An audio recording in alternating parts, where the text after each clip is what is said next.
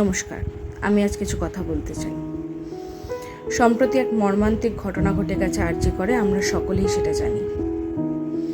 সবার প্রথম আমি সেই তিলোত্তমার আত্মার শান্তি কামনা করি। কিন্তু তার আত্মা কি সত্যি শান্তি পাবে যতদিন না তার দোষীরা শাস্তি পাবে, যতদিন না এই অন্যায়ের বিচার হবে? শুধু তো সে বলে নয়, যুগ যুগ ধরে সেই পৌরাণিক কাল থেকে নারীদের ওপর এই অত্যাচার চলেছে। আগেও হয়েছে, এখনো হচ্ছে। এই অত্যাচারের কি কোনো শেষ নেই? সেই দোষীদের কি কোনোদিন কোনো বিচার হবে না? আমরা সবাই জানি মহাভারতের দ্রৌপদীর কথা। তার সময় তার জন্য তার পরম প্রিয় সখা শ্রীকৃষ্ণ ছিলেন, যিনি তাকে রক্ষা করেছিলেন। এখনকার যুগে দাঁড়িয়ে আমাদের প্রত্যেকটা নারীকে আমাদের মধ্যে সেই শ্রীকৃষ্ণকে জাগিয়ে তুলতে হবে, মা চণ্ডী, মা দুর্গাকে জাগিয়ে তুলতে হবে। আমাদেরকে আমাদের জন্য লড়তে হবে। আমি বলছি না যে পুরুষ জাতি মানেই খারাপ, পুরুষ জাতির বিরুদ্ধে লড়তে হবে, আমি সেটা বলছি না, কিন্তু অন্যায়ের বিরুদ্ধে লড়তে হবে। আজও কত নারী, কত দ্রৌপদী অত্যাচারিত হয়ে চলেছে কোনো বিচার ছাড়াই। তাই সমাজের প্রতি দ্রৌপদীর লেখা। আমি দ্রৌপদী, হ্যাঁ, মহাভারতের দ্রৌপদী। আমি ধ্রুপদ কন্যা পাঞ্চালী, দৃষ্টদ্যুম্ন তথা শ্রীখণ্ডী ভগিনী। আমি পাণ্ডব পত্নী, কুরুকুলবধূ, সকল শাস্ত্রজ্ঞানী। আমি অগ্নিকন্যা, শ্রেষ্ঠ সুন্দরী, ইন্দ্রপ্রস্থের রানী। ভীম তথা অর্জুনের মতো যোদ্ধা আমার স্বামী। স্বয়ং শ্রীকৃষ্ণ যার সাথী, যার সখা। তবুও হায় কণ্ঠকপূর্ণ আমারই ভাগ্যরেখা।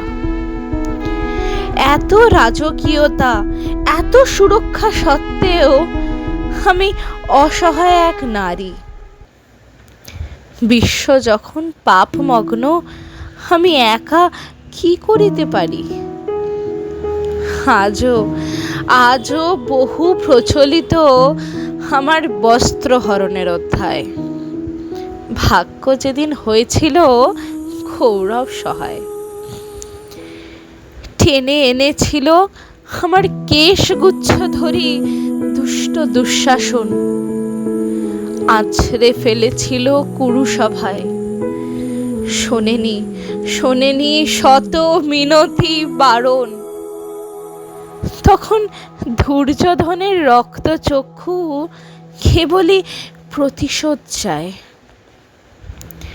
নির্বস্ত্র করি চেয়েছিল মোরে বসাতে জঙ্ঘায়। ভীষ্ম, কর্ণ, দ্রোণাচার্য, কত মহারথীগণ এ পাপ দেখিয়াও খা পুরুষের মতো ধারণ করেছিল মৌন। জুয়ায় লাগিয়া নথজানু পাণ্ডব বসেছিল অশ্রুজল ধরি। পত্নী হিসেবে মনে হয়েছিল অগ্নি স্নান করি। টানিতে লাগিল দুঃশাসন শাড়ির আঁচল ধরি। অসহায় হয়ে ডাকিতে লাগিলাম কৃষ্ণ কৃষ্ণ করি। সেদিন বস্ত্র দিয়ে বংশী ধরি ঢেকেছিল মোর মান। বেঁচে গিয়েছিল শরীর, কিন্তু আহত হয়েছিল প্রাণ। তারপর হলো কত যুদ্ধ কুরুক্ষেত্রের মাঠে।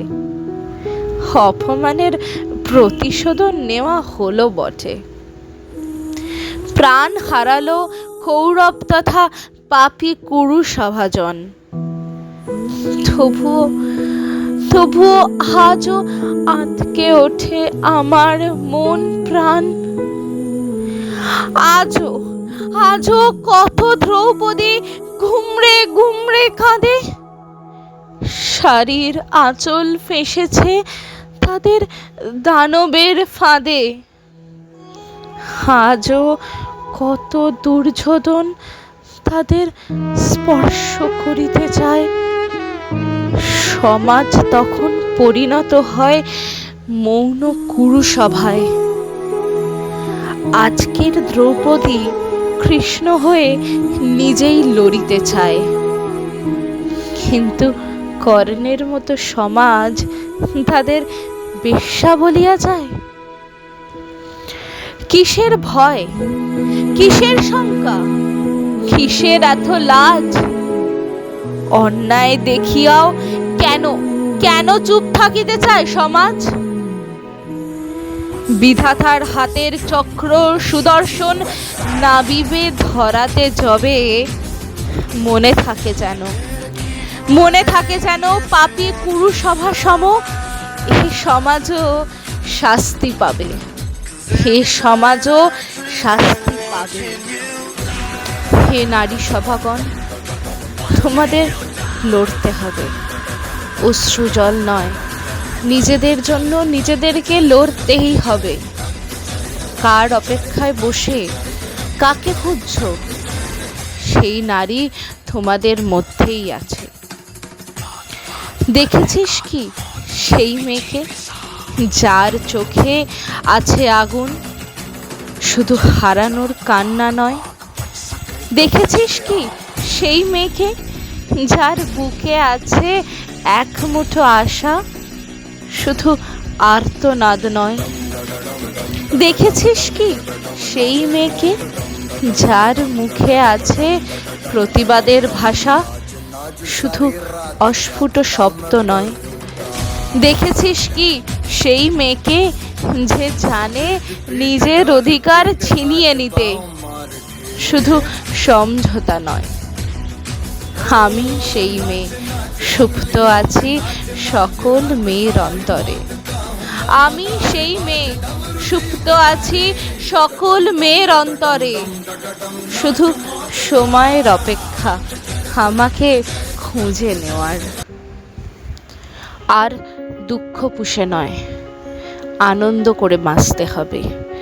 নিজের জন্য নিজেকে দাঁড়াতে হবে। দুঃখ পোষা মেয়ে, তাসলিমা নাসরিনের লেখা। কান্না রেখে একটুখানি বস, কান্না রেখে একটুখানি বস। দুঃখ ঝোলা এক এক করে খোল। দেখা তোর গোপন ক্ষতগুলো হে কদিনে গভীর কত হলো। হোমে শুনছ, ও মেয়ে শুনছ? বাইরে খানিক মেলে দাও তো এসব। দুঃখ তোমার একদম গেছে ভিজে। হাওয়ার একটি গুণ চমৎকার, কিছু দুঃখ ফুরিয়ে নেয় নিজেই। ও কি গুনছ? দিন দিন তো যাবেই। দুঃখ পোষা মেয়ে, শুকোতে দাও স্যাঁত স্যাঁতে এ জীবন।